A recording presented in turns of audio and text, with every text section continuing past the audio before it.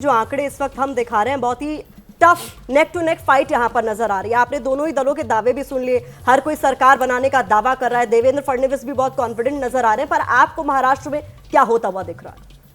देखिए, आंकड़े हैं, ये एग्जिट पोल के आंकड़े हैं और अलग अलग एग्जिट पोल्स के आंकड़े हैं। जिस तरह से ये आए हैं एज ए चैनल हमने उनको सामने रखा है, उनका एक औसत निकाल के भी सामने रख दिया है। अब ये लोगों को तय करना है, देखना है कि ये कहाँ तक सही 23 तारीख को ये पढ़ते हैं। लेकिन एक बात तो साफ है कि ये आंकड़े बहुत क्लोज फाइट दिखा रहे हैं और मुझे लगता है कि जो चुनाव परिणाम आएंगे उनमें भी ये क्लोज फाइट ही दिखाई देगी।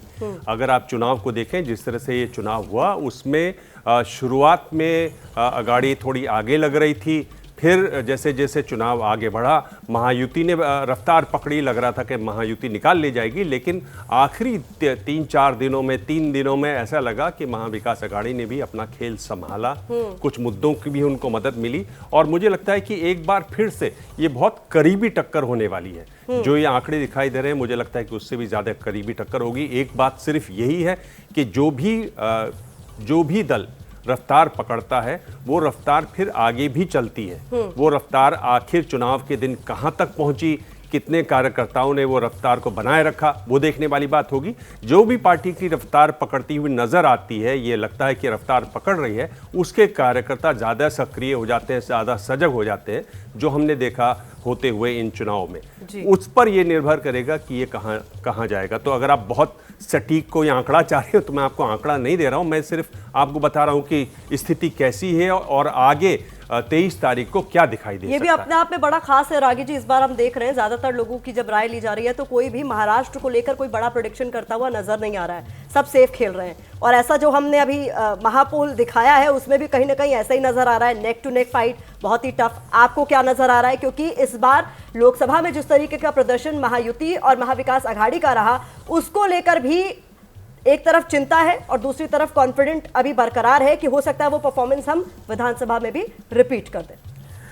देखिए, जब लोकसभा चुनाव का रिजल्ट आया था तो कहा जा रहा था कि भारतीय जनता पार्टी के कार्यकर्ता जो हैं थोड़ा सा उनमें कम्प्लिसेंसी रहा है और वो अनमनस्कता रही है, वो वहाँ तक गए नहीं हैं।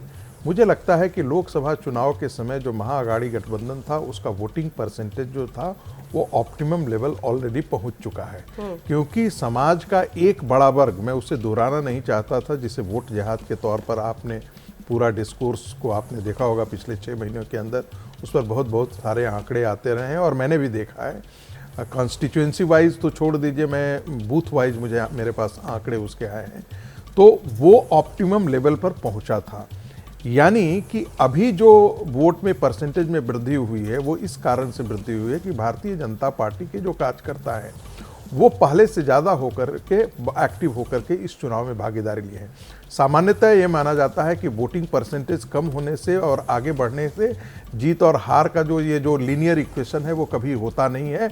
और इस चुनाव में भी मुझे वैसा, मैं कह सकता हूँ कि वैसा सामान्य विश्लेषण के आधार पर यदि करें तो रहेगा कि नहीं, इसमें क्या फ़र्क पड़ता है, थोड़ा बढ़ गया थोड़ा घट गया, इससे कोई फ़र्क नहीं पड़ने वाला है। लेकिन मैं फिर ये कह रहा हूँ, मैं रिस्क ले रहा हूँ ये कहने का कि ये बहुत साफ है कि ये जो वोटिंग परसेंटेज है वो भारतीय जनता पार्टी के पक्ष में हुआ है। और ऐसा इसलिए मैं कह रहा हूँ कि महाअघाड़ी गठबंधन का जो वोटिंग परसेंटेज था वो एक ढंग से ऑप्टिमम लेवल लोकसभा चुनाव के में आ चुका था। मैं मान लेता हूं कि वो कट ऑफ आज के दिन में भी यदि वैलिड है, मैं मान लेता हूं कि वो परसेंटेज ऑफ वोटिंग जो उनके पक्ष में हुआ था वो आज भी है। तो इसका मतलब है कि जो बढ़ा हुआ मतदान प्रतिशत है वो भारतीय जनता पार्टी के है, उनके कार्यकर्ताओं के है, उनके लोगों का है। और बहुत ऐसे मुद्दे हैं जो भारतीय जनता पार्टी ने और शिवसेना ने संभाला है। जैसे मराठा आंदोलन का मुद्दा था।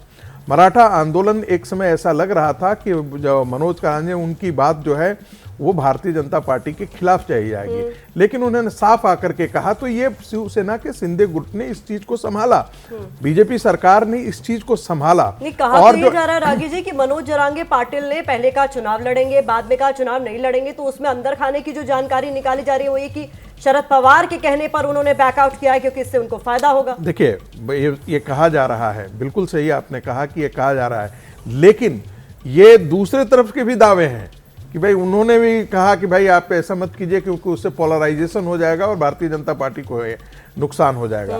कारण जो भी रहा हो, हम लोग हेयरशिप के आधार पर ये बात कह रहे हैं। मैं उसका एक जो विश्लेषण है वो कह रहा हूं कि जो मराठा आंदोलन के कारण जो एक प्रकार का पोलराइजेशन भारतीय जनता पार्टी के खिलाफ होगा, वो संभवतः नहीं हो पाया। है। माफी के साथ रोक रही हूं क्योंकि दो एजेंसीज मेट्राइज और चाणक्य का वोट प्रतिशत महाराष्ट्र का क्या कहता है ये दिखाना भी जरूरी हो जाता है। तो वो आंकड़े आपके सामने हम रख रहे हैं।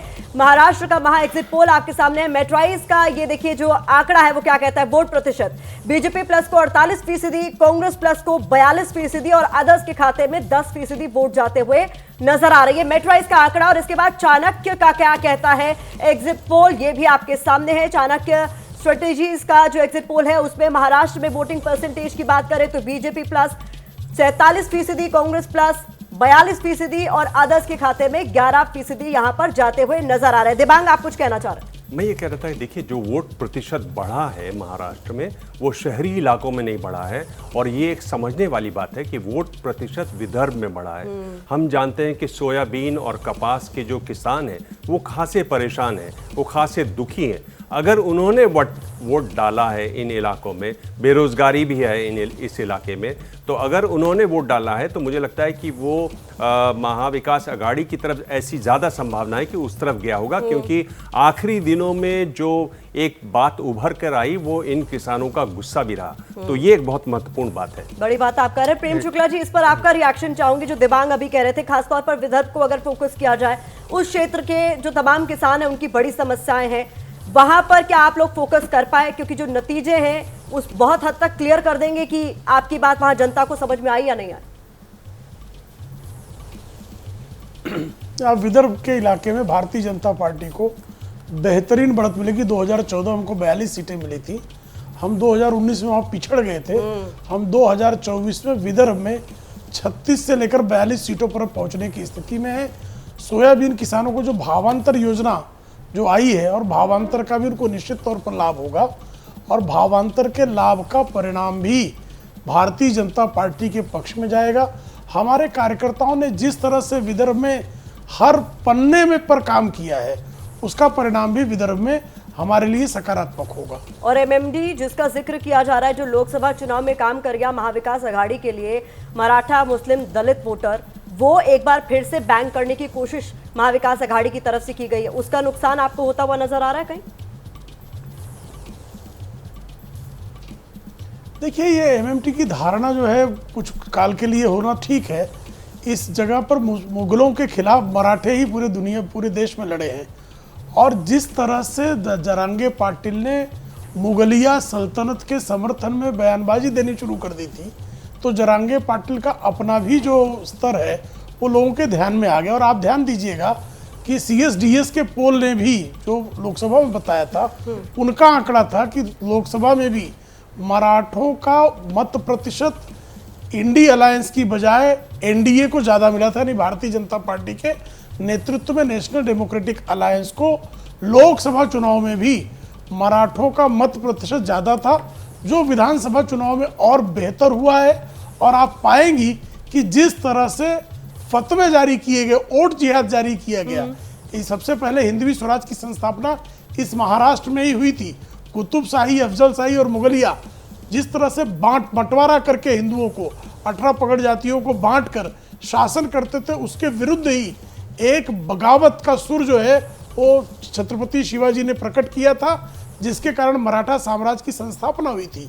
तो जिस तरह से वोट जिहाद का ऐलान हुआ, उसका परिणाम निश्चित तौर पर जो है यहाँ के मतदाताओं पर पड़ा है कि आप वोट जिहाद करके अगर पूरी तरह से हिंदवी स्वराज की संस्थापना वाले भूमि को पतित करना चाहते हैं, औरंगजेब की जागीर बनाना चाहते हैं, तो महाराष्ट्र उसको कभी स्वीकार नहीं करेगा। देखिए प्रेम शुक्ला जी, जो बात मैंने डिस्कशन की शुरुआत में कही थी कि विकास विकास विकास आपने कहा, फिर आप खुद ही वोट जिहाद की बात करने लगे और धर्म युद्ध भी हमने इस चुनाव में देख लिया, औरंगजेब का भी जिक्र आपने कर दिया। जयेश वाणी जी, आप मुस्कुरा रही हैं, मैं आती हूँ सर, वक्त है हमारे पास, बिल्कुल मैं आपके पास आती हूँ, लेकिन आपकी बात सुनकर ये मुस्कुरा रहे हैं। अच्छा ठीक है, अपनी बात पूरी कर लीजिए। ठीक है, 10 सेकंड इसका उत्तर देना चाहता हूँ मैं। जी कहिए। देखिए प्रतिमा जी, महाराष्ट्र का विकास कब हुआ? जब कुतुब शाही, अफजल शाही, औरंगजेब शाही से मुक्ति मिली, तो बांटेंगे कटेंगे ये भी विकास के मंत्र का परिपूरक है। जब हिंदू समाज बंट जाएगा तो विकास कैसे होगा? तो ये विकास का ही पूरक मंत्र है ये।